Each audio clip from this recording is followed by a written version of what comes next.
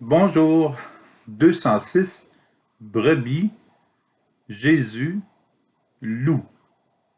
Donc, il y a les brebis, il y a Jésus, puis il y a les loups.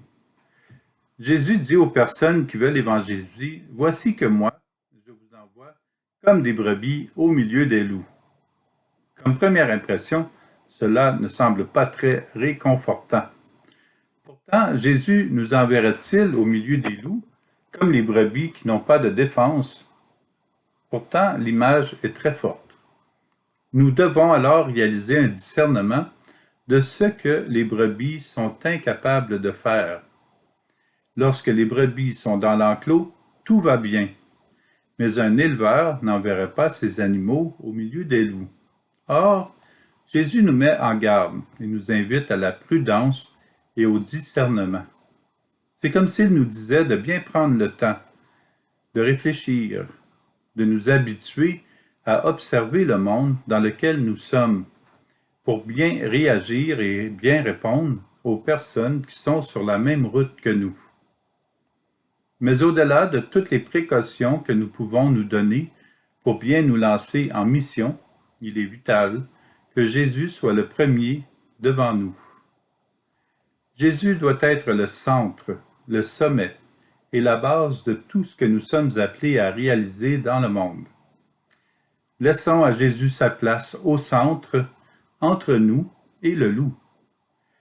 Jésus est notre protection si nous le prions, si nous évangélisons avec lui, si nous lui laissons toute la place pour toucher les cœurs.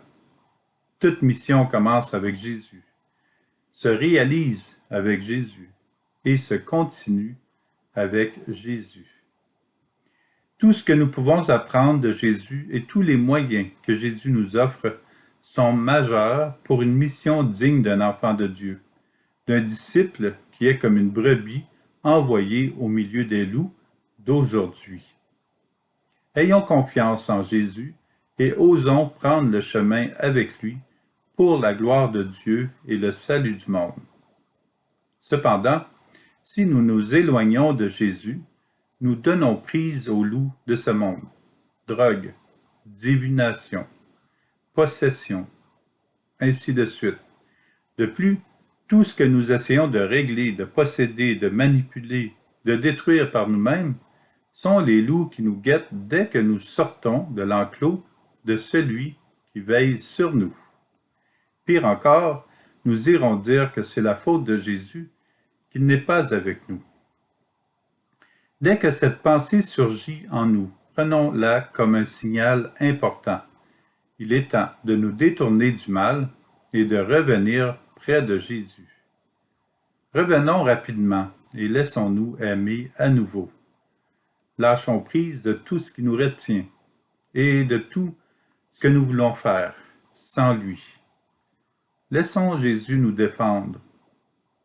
Il est le seul qui peut nous protéger et nous sauver.